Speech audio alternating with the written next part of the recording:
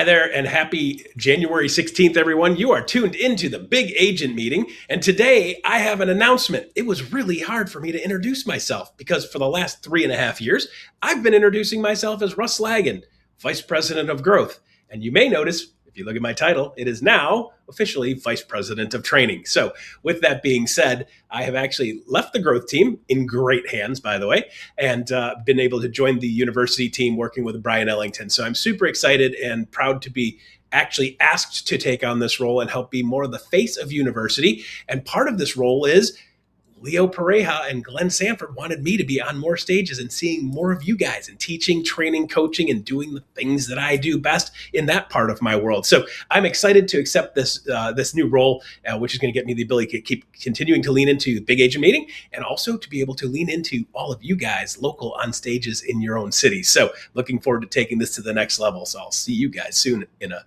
city by you. So with that, today we have some pretty cool stuff coming up. We have Holly Mabery. Just saw her yesterday here in Phoenix on stage. She did a great job representing EXP and talking like a broker, which was super cool. And then we have Leo Pareja and Brett Sikora. These guys are pretty cool, man. You're going to want to stay tuned for this one. Brett didn't just build one of the most productive organizations in the country by accident. He built it by leaning into and mastering the tribe mentality.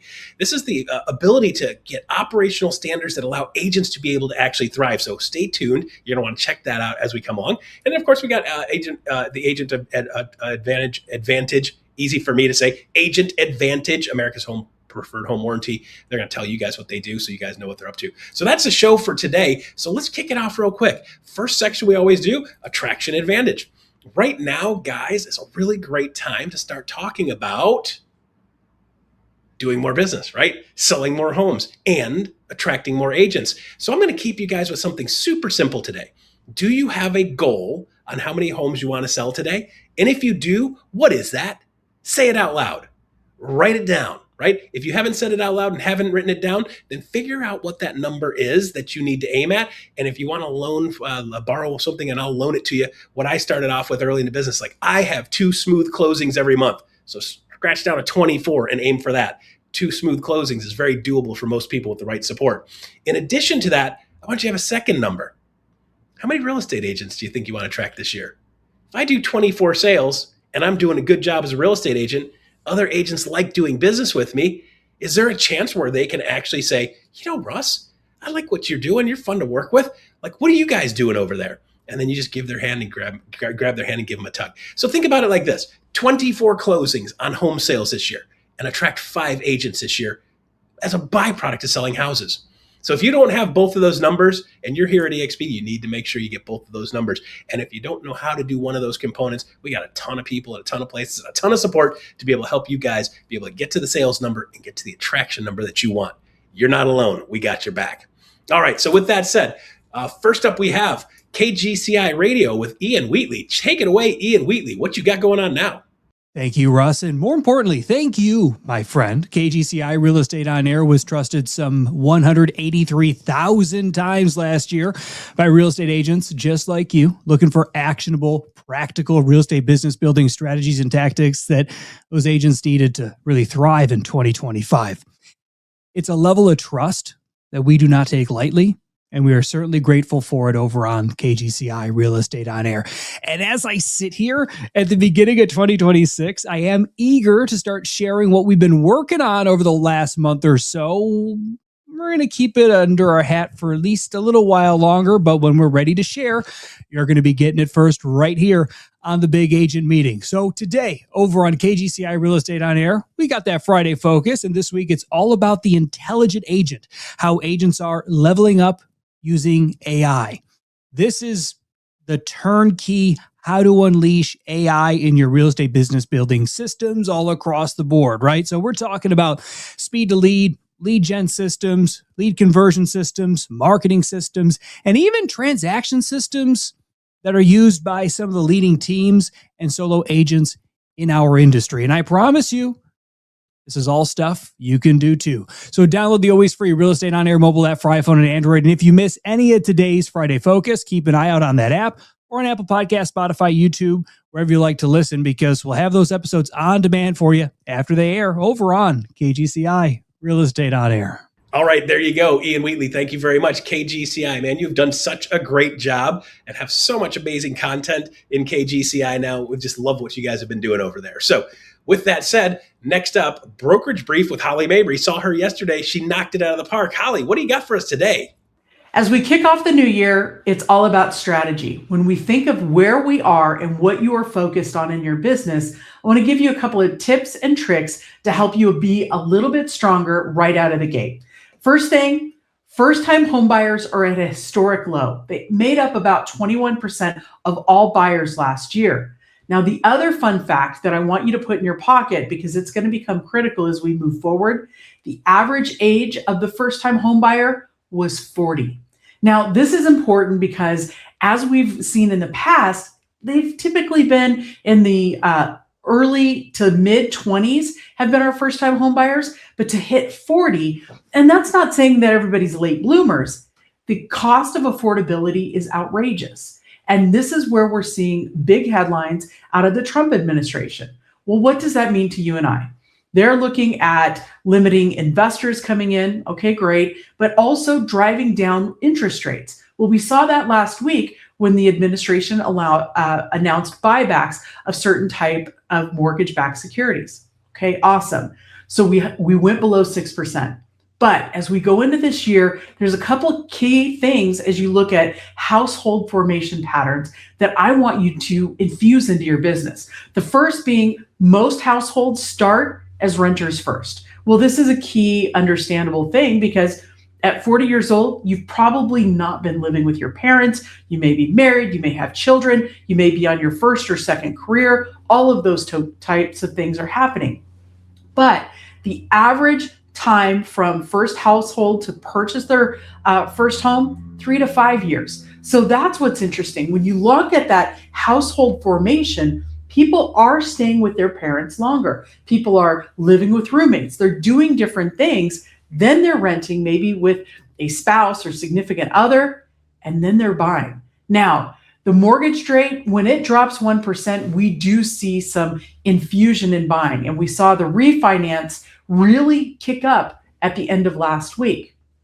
How that will translate into people actually applying for loans to purchase, that remains to be seen. And we'll have more on that in the coming weeks. But what I want you to think about as you look at your business is baby boomers. They're absolutely dominating the market right now because they are averaging the typical home buyer age at 59, right? So that's up there. They're looking at, hey, they're the sellers at 62. So if they've got this kind of significance in the market, how are you reaching them? Where are you finding buyers of this caliber and also sellers? Well, if you're on social media, they're not on TikTok. For the most part, they are on Instagram and even more so on Facebook and LinkedIn. So if you're looking for your outreach, there's a couple of key strategies to start to look at. And this is one of the keys. Why are people moving? What I found fascinating coming out of the NAR Homebuyer and Seller Survey was the Grandbaby Effect. People want to move closer to their grandkids. They want that opportunity to be there.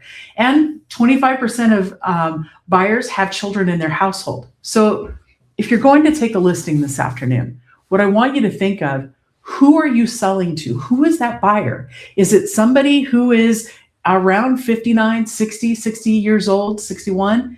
Or are they younger than that? Are they a first-time home buyer? Or are they an investor? Those are key strategies as you start to have conversations with your seller. Now, this is the other thing that I want you to put in your pocket because the millennials are not going to be renters forever. Millennials are 26 to 44 right now. They represent 29% of the current market as far as buyers. But when you start to have those conversations about what are millennials looking for, they're buying strategically. They're looking at things not just emotionally and how it feels, but they want to negotiate. They're looking for a deal. They're very used to having that instant gratification, being able to see things online. Now, if you're looking at the majority of millennials are those first-time home buyers, yes. So as a result, how are you catering to their needs, their information, how they are downloading data? And yes, they are going to be on Instagram, TikTok, a little bit Facebook. So as a result, how are you reaching them? How are you educating them? How are you making yourself available when they are? And that's where it becomes really interesting as you look at what to expect in 2026. The mid-priced homes, yes, those are going to be really dominant in the marketplace. 200,000 to 400,000. We're going to see the strongest demand there. And that's very typical over the last few years. Townhomes, very, very popular because it's entry level. And that's about 18% of the new starts when we look at new construction. And then, of course, geographic hotspots. This is coming from the National Association of Realtors and Realtor.com. Definitely Charleston, Raleigh, Columbus, Indianapolis. Not quite these big metropolitan areas like a New York City or a Dallas or even an LA, but they are branching out. And so what's important is you and I start to have conversations. Where are people moving to? They're moving for jobs. They're moving for these other opportunities. Now, the market conditions that are really going to drive are definitely those mortgage rates. They're going to average about 6%. We're going to see them go up and down, but for the most part, probably stay around 6%. NAR is expecting increased home sales. They're a bit bullish. They're out there at 14%. If you look at many others, and even including our company, we're thinking probably closer to 3 or 4%. And honestly, I think it's going to be a bit flat, kind of like last year, unless we see rates really take a significant drop below 6. Now, if we do see that, we may see about 500,000 more sales. But for the most part, think of it this way. If the average first-time home buyer is at 40, that's taking out a whole group of people that would have bought in their 20s and early 30s. As a result, there's one whole life cycle of purchasing that just got wiped out of the market. So as a result, how you and I show up is that communication and helping our sellers be prepared. The buyer behavior. Now, as we look at listings and going out and meeting our sellers right now, start to educate them on what buyers are looking for, negotiating on price and terms fiercely. It's no longer a seller's market, it's equilibrium. So they really want to negotiate on price. They're going to ask for concessions. They're going to be asking for the home warranty, and they are going to be asking for repairs. So putting your best foot forward as you list your house, absolutely critical. Longer due diligence period. I will tell you, I just bought a house. My inspection period was 20 days. I needed to take my time to look at everything, the roof, the pool, the foundation, everything we did, we were meticulous about it. Now, every market's going to be a little bit different. Can you get away with 20 days? It depends. This is where you as that local expert is going to make all the difference. Also, the contingencies around your inspections, whether it's the HOA, your, like I say, the pool, surveys, septic, well, that's all going to be critical. And then we are seeing more demand for closing cost concessions as we get closer to close. Now, this is the other thing. If you are getting in and you are asking for closing costs, and the seller says no, okay, fine. But then you have a whole bunch of repairs that need to be done, and the seller just wants to credit you cash. That's fine.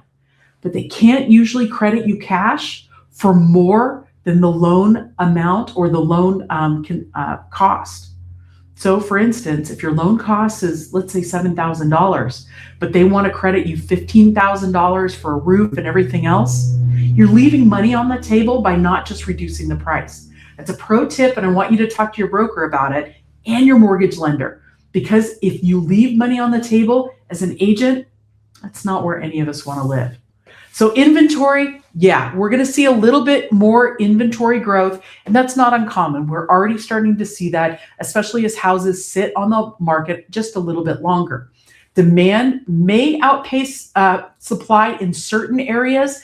It just depends on the price range. So if you've got a higher priced home, it may sit longer. If it's an older home that needs fix up, it may sit longer. And of course, the inventory constraints as far as how people can buy, what kinds of loans they can get, that's all going to be impacting. Now let's take a look at your competitive advantage. And this is where I want you to take action. I want you to understand what's going on in your market, the people you serve. If you are specializing in buyers, great. 40-year-old buyers are thinking differently than 59-year-old buyers, especially because they're looking to live in that house could be 10, 11, 12 years. So their negotiating on repairs is a bit more fierce. Then you want to offer some sort of help to those sellers who are looking to get out of homes that are maybe in their 60s, especially their upper 60s. They may need assistance at a higher level for movers, people to come in and pack, all of those concierge services that you have. You may need to prepackage that as part of your listing presentation.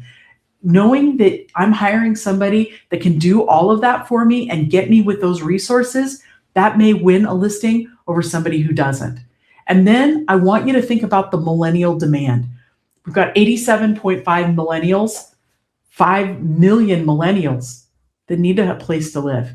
And as we go forward, I want you to start having those conversations about how you're available. What does that look like? So some things that you can take as action steps for the next 30 days, create generation specific nurture campaigns. When you look at your database, are you breaking it down by who's doing what? Where are they at in their life cycle of buying and selling? That's a great way to connect with people slightly differently. Look, I turned 51. All of a sudden, I need readers for everything. So my font size, it went from 12 or even 10 to 14. What does your mailing look like? What do your emails look like? Is it easy to read? And colors, they make a huge difference. Also, I want you to think of that grandbaby effect. Getting people closer to family becomes critical. I also want you to think about your value proposition, as we were just talking about, as far as all the concierge of services that you can package together. And then think about your homebuyer workshops. I was just at an agent event yesterday, and the agent next to me was talking about how she leverages homebuyer workshops every Saturday morning. And what's so cool is from the top up, she's all business, but she's doing them in her PJs because she's on Zoom.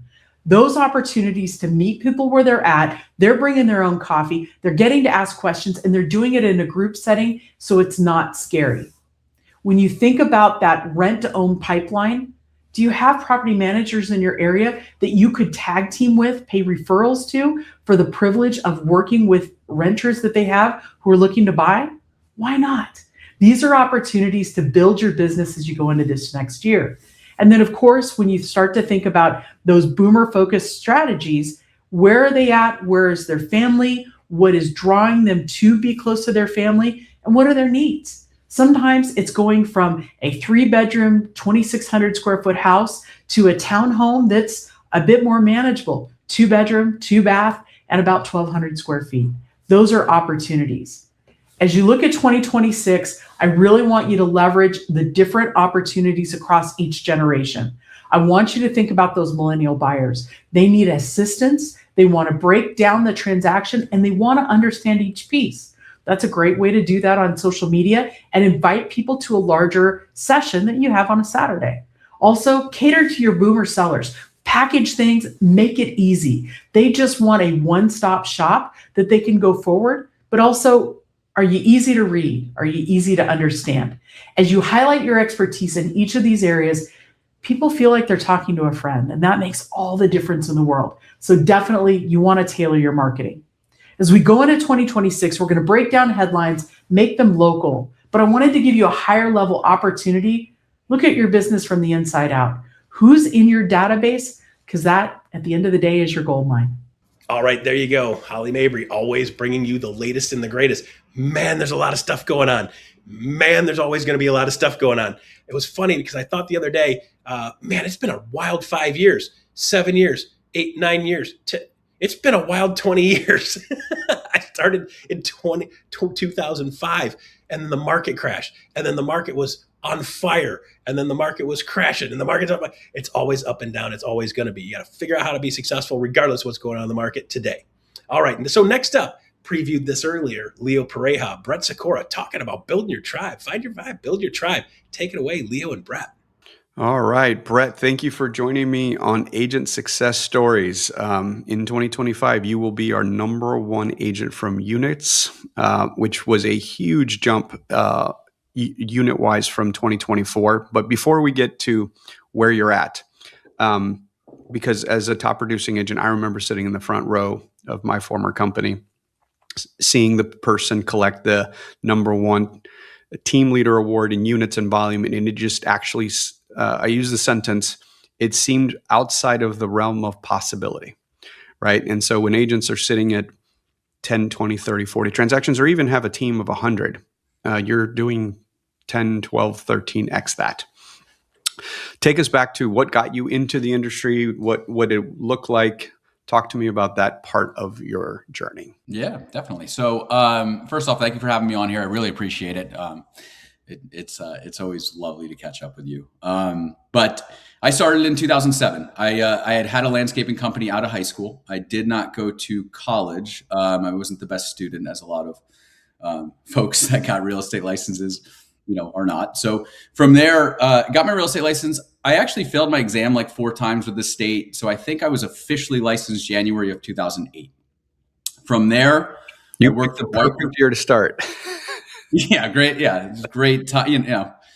But then again, had I not sold my landscaping company in June of 2007, I'd probably still be a landscaper because nobody would have bought it had it not been, released at that time. But I got licensed January 2008, 21 years old at the time. So also not a great age to be selling real estate in the suburbs. And I was working for Weichert Realtors.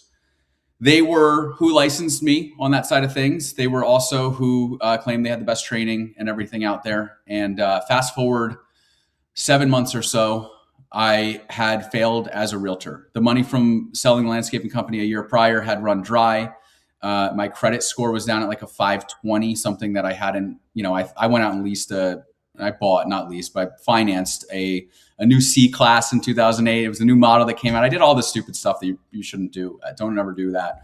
But I just figured the income would follow if I went and got a fancy car. So put myself in a bad hole financially and actually failed as a realtor. So I left the real estate industry in July of 2008 and went into the automotive business. I started selling cars just to make money and just to pay the bills. So again, in 2026, you are the top of the heat at arguably the most competitive company on the planet. Where did you go from buyer's agent, kind of getting focused, and when did you say, I'm going to go do this myself? And what was that thought process? Because what I really want to unpack for anyone listening is someone who's, stuck. Because what I just heard is that you had that period where you were complacent, whether it was out of safety or comfort, but that I would synthesize that is to you were stuck for a couple of years, but then you had a breakthrough. Where did you find it? Was it external? Was it internal? Was it I think a lot of people who find themselves stuck are looking for what unblocked that moment. What was the aha for you? Yeah. So I always take people back to when you swiped your credit card to get your real estate license. What were your goals? What did you see? Nobody wanted to make $42,000 a year and be highly stressed with no free time and whatnot. Like, you could go work at Home Depot, make more money, and have a much better lifestyle. I actually encourage agents every January 30th when we issue a 1099 to divide by 2,080 and have an honest conversation with your family. Because there are folks who should go get a job, have nights and weekends off, maybe one paid vacation a year, because it's probably more fair to themselves and their family. 100%. So 2013 to 2015, I was Dave's right-hand man on the DeVoe Group. I was the guy that helped cultivate agents, train agents. I was still selling 40, 50 homes a year myself as well. So making good money. But I didn't necessarily like the training process. I didn't like the hiring process. I didn't like the firing process. I didn't like the support that the agents were getting from the administrative staff. So I again started to take, I was comfortable. I could have stayed there. I started to take that leap, broke off from a team. I started coaching one-on-one with Matthew Ferry, who's Tom's brother, around more like lifestyle and you can go do this. Going back to like, why am I really on this planet? Why am I here? So during that time, it was about how can I go make a difference so that nobody lives through the experience that I had from 2007, 2008 to 2013? How do I close that as quickly as possible? And that's literally what a line is. And then I said, okay, great. Now, when I exited that team, how do I build a world big enough where nobody would ever feel like they were hitting a ceiling or not having a say or not having the experience or their agents not having the experience within this world of real estate that they should be having. And that's where we really started to grow, teams within teams. We had leadership, we started to do structures. But the core of like what you're asking was, I had a yellow Lamborghini poster on my wall as a kid in 1994. And I was born in 86, so I guess I was 8 years old or so. But I remember it clearly. And I remember saying to my mom, I'm going to drive a yellow Lamborghini one day. And I didn't know why. I just wanted to drive a yellow Lamborghini. I think it was a very standard issue poster in the 90s. I remember that one and the red one and I remember they were pushing college on us. It was like education right by the cars. Yeah, and the red Testarossas too. Those were that was I think there was a white Countach poster that I saw a lot too. Yeah. So I remember looking at those, and I remember thinking of like a young boy that anything could happen, and the sky was the limit, and that life had just kicked the crap out of me. And it kicks the crap out of a lot of folks. And working with Matthew, we realized that I lost sight on what is really possible. And when you and I were chatting before we got on this, I don't even rank myself within a system because I'm running at what I'm running at. And when I get there, I get there. But it's more so like daily moving.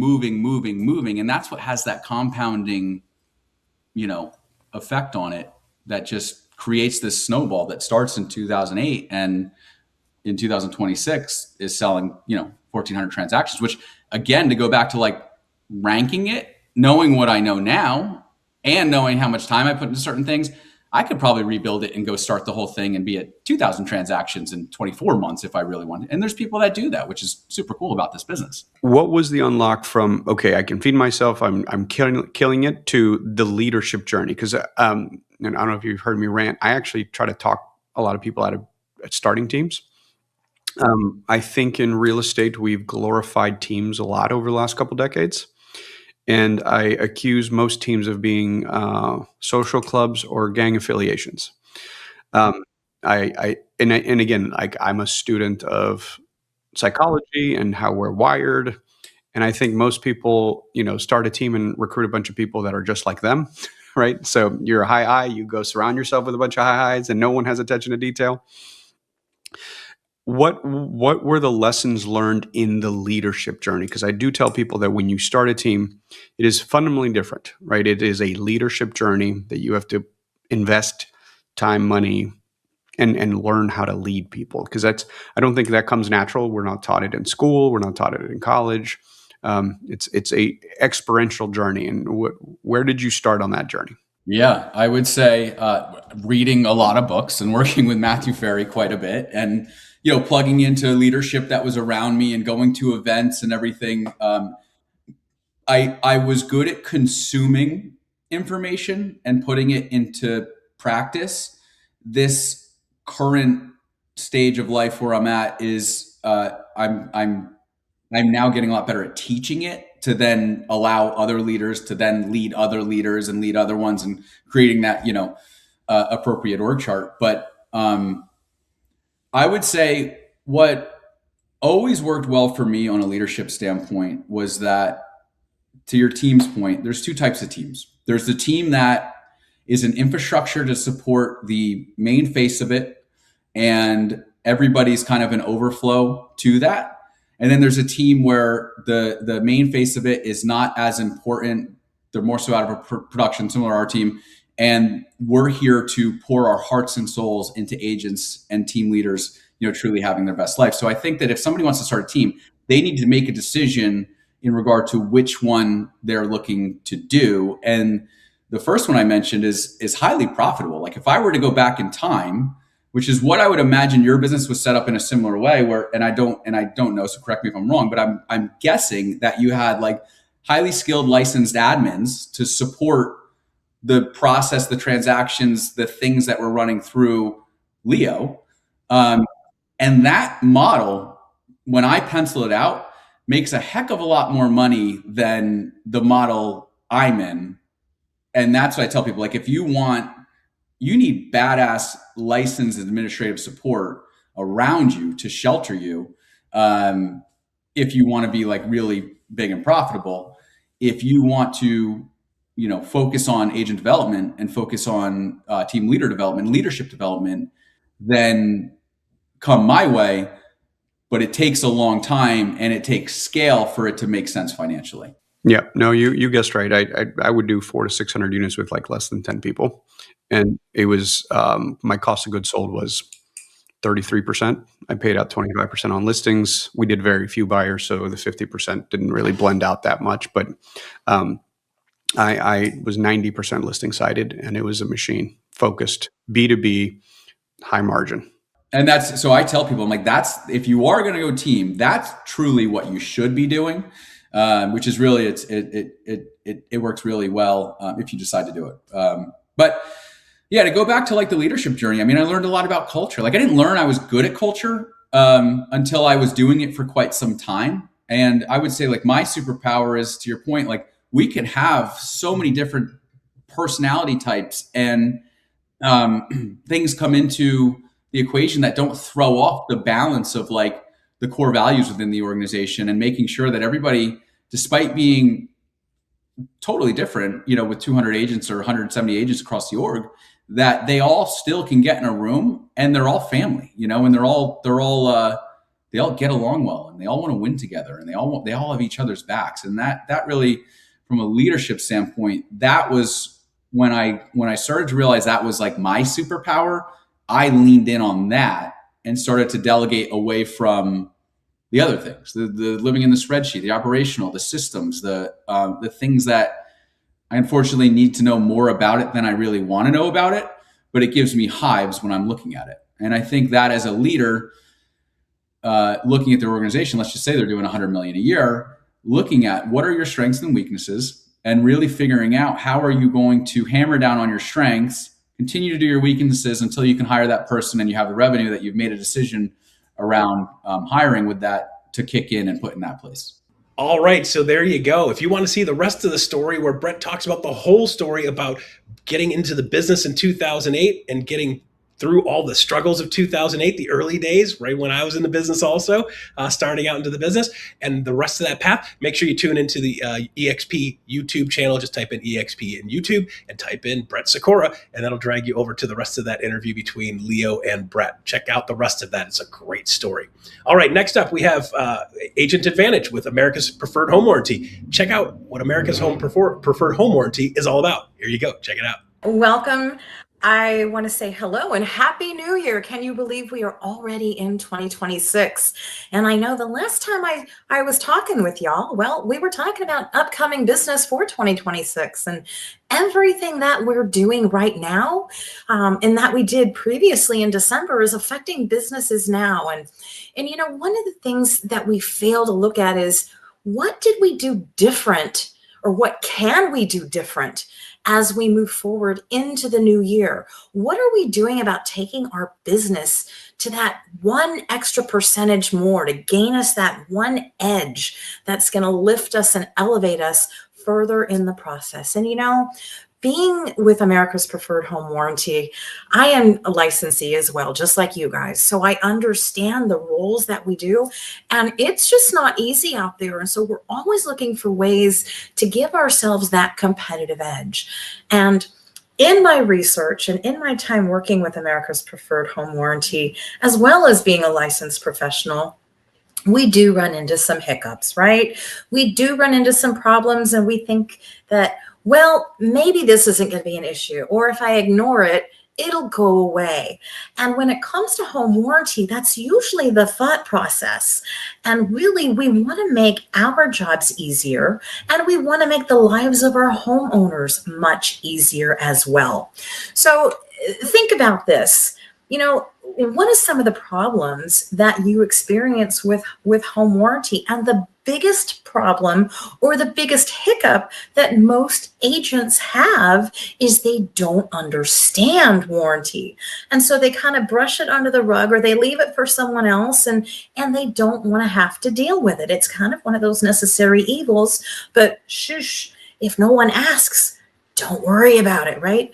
That's not going to happen, guys, because the problem there is It is the number one reason agents don't use warranties, because they don't understand how it works. And let me tell you guys, based on experience in our research in home warranty, your client, your homeowner will experience a service breakdown in their home in the first 90 days. And what are they going to do? They panic, first of all, right? But then they pick up the phone and they call you, because you're that trusted person that they bought the home from, and now the home's not working. So, oh my goodness, what do? In that first 90 days of home ownership, when those breakdowns happen, well, it comes out to an average of about $4,000 of out-of-pocket expenses that your homeowners are going to incur if they don't have protection with a home warranty. So rather than getting that phone call from those homeowners and getting them all up in a panic and a frenzy, and then they get you into a panic, because chances are they're calling you when you're trying to get the kids off to school, or you're late for something and you're running around, or you spilled coffee down the front of you, and now they're calling you and you took the call and you're like, oh no, what do I do? So here's a great solution when it comes to home warranty. Let us take it off your plate. Let us help you make you look fantastic without you ever having to do anything except make sure that your homeowners are covered. We have our new homeowner concierge program. And what that does is it allows America's Preferred Home Warranty to reach out to your client on your behalf to let them know that we've got you covered.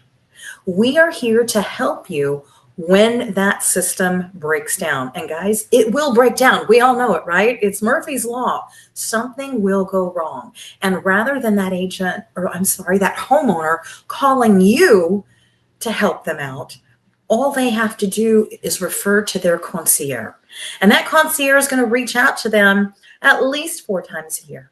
And they're going to say, hey, we're checking in. How are things going? What are things doing? Oh, we're calling on behalf of Michelle. And we just wanted to make sure that everything was good. And Michelle making sure that you are absolutely happy in your home and nothing's gone wrong right now. Are you having any hiccups, any issues, anything that we can help you with? We do that on your behalf. It doesn't cost you anything. It's part of the additional service that we offer to you as a real estate professional. We want to make you look golden in the eyes of your clients, because what does that do for you? Well, it eliminates headache right off the top, right? But it also allows you to provide that professional service where then your clients are going to refer you out. And when it comes to referrals, guys, we love them, right? And referrals lead to sales, which lead to more money, which lead to a lot of fun things later on down the line for us. But it keeps that business flowing. Those white glove experiences, as I like to call, separate you from other agents that are out there, from other things that are going to separate you from business, reasons why people are going to choose you to be their professional real estate agent. So look at those ways and how we can help you with our concierge program. Now, on our video here, we're going to have our dedicated website that goes through everything that is America's Preferred Home Warranty. And it's dedicated all to EXP. So everything that we do on there when it comes to marketing materials, ideas, locating your local area sales manager in your market, everything is at your fingertips on this website. Another thing that we like to offer now, and I've talked about this before, but I want to make sure everyone's aware that part of our job, again, is to make you guys look good and to make your jobs easier, because we do get busy, right? Easy is good. Easy is nice. We like that. So for those of you that are using SkySlope, and you're entering your transactions into SkySlope, well, we've made it even easier now for you to get that home warranty, because you can order a warranty directly in SkySlope. It's a click of a button, guys. So very simple. Once you do that, we take over from there. Easy as pie, right? I love pie. Pie's good. Pie's holidays. Anyway, I digress.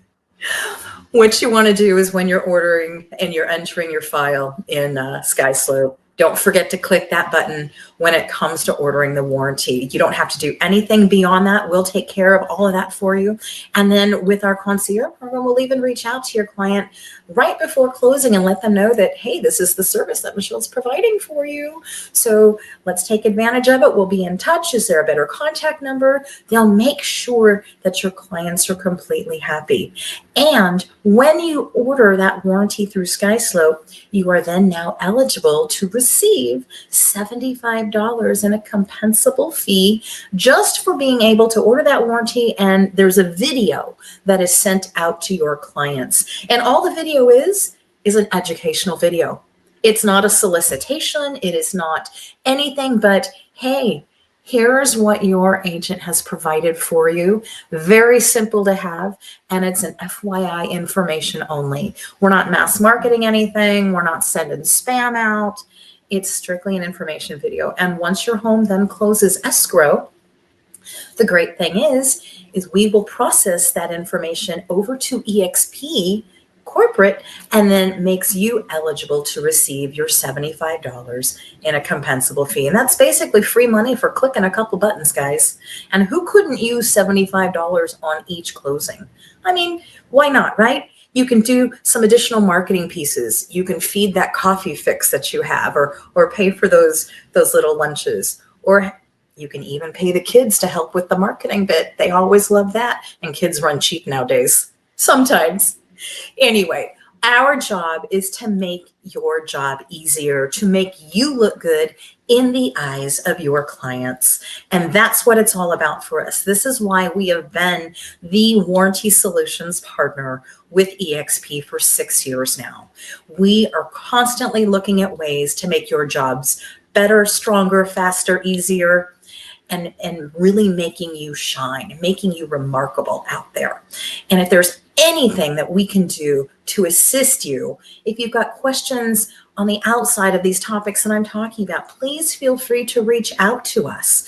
We're here for you. I am always available to you with my email. You can find me in Slack under America's Preferred Home Warranty, but we have a team completely dedicated to you, to EXP, to make sure you are a success. And we want to highlight that as we go through 2026 and beyond. We're going to see at the regional rallies too, so make sure to get into those as well. We want to make sure that we're supporting you all in any ways possible that's going to elevate your business. So with that being said, guys, I want to say thank you so much for having me, for indulging in me here with our concierge program and our SkySlope integration. More good stuff coming soon throughout the year, I promise you. And hey, let's make a successful 2026 together. Thanks so much. Have a wonderful, wonderful year.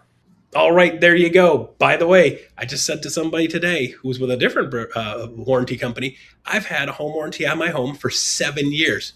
7. It's a 1953 house. Older guy built it in 1953. We bought it off the original builder owner of the house, and he was a do-it-yourselfer. A lot of the things he touched on the house, they touched them in weird ways. So we've had a lot of deferred maintenance because he was 94 when he sold us the house. A lot of deferred maintenance on the house. So this home warranty has actually saved our bacon a bunch of times, and it's been worth every penny every year having an older house like that. So check out America's Home Warranty. They do a good job. Preferred Home Warranty. They do a good job. All right. University Spotlight with Alyssa Specht. All right, Alyssa, take it away. What's up, big agent meeting? Alyssa Specht here, back again with your EXP University Spotlight. And my friends, next week we are dialing in personal branding, leadership at scale, and real systems that drive results. From marketing that finally feels easy to listings and pipelines that actually convert. This next week is absolutely stacked. Let me give you the breakdown of what's coming up next week, starting with Monday. Monday on Level Up, join Kennedy Jones and Lynn Miller for the Canva Personal Brands Kit webinar. You're going to learn how to combine your unique brand with EXP's tools to customize templates instantly, automate visual consistency, and stand out without ever starting from a blank page. Again, that's Monday on Level Up. Now let's take a look over to Thursday with the Executive Masterclass. You're going to be joined by Mindy Grubb, who's a 20-year industry veteran and leader behind eXp's global events and Extend a Hand Foundation. She's going to share how executive level operations power massive international conferences and initiatives. Check it out. That's on Thursday for the Executive Masterclass. Then let's take a look over to Friday. We're back with another big agent meeting. You already know the deal. We're going to be joined by top producing realtor and team leader, Gusty Gulas. He's joining our CLO, Brian Ellington, for an exclusive interview. And he's going to break down how he runs a high volume Zillow Flex team, how he dominates the Birmingham market, and he's going to give you all the secrets there. But we're not done with Friday yet. Now we're back in the lab with the Lab Podcast. This time we're joined by John Tsai. He is a Vancouver-based top producer and 7-time icon, and he's going to talk about how he wins listings through pricing psychology. My friends, you do not want to miss this. Tag your team, block your calendar, and I'll see you there. All right, there you go. Alyssa always making sure she's telling you guys what's going on at University. By the way, coming up soon, we're going to be doing a little revamp of Big Agent Meeting. We're going to be adding a segment for EXP1 to talk about all the different organizations and different groups within EXP. So you have the ability to collaborate with people that are of like mind and like everything. And then we also have, we're going to have a segment coming in from the marketing department, tell you guys what's new in market. There's always something new in marketing. So we're going to start having them on every single week. So if you guys want to see Big Agent Meeting taking its turn to the next level, and over the next couple of weeks, we're going to be upgrading and doing it a little bit faster pace with a lot more content, with a lot more segments. So you guys all know what's exactly going on at EXP. So this is a voice of what's going on at EXP. You guys are going to get a chance to see all of it. So there we go. That's the show for today. Check out the QR code today. If you want to let us know what you'd like to see on Big Agent Meeting, don't hesitate to add that. Give us a rating on a scale of 1 to 10. Let us know how we did. And then also let us know if there's something you'd like to see on Big Agent Meeting on a more regular basis. We'd be happy to make sure we'd consider that as we're making some shifts away with the way we lay this out. All right. So there you go. That's all for January 16th. Stay tuned for iConversations coming up next. See y'all next week.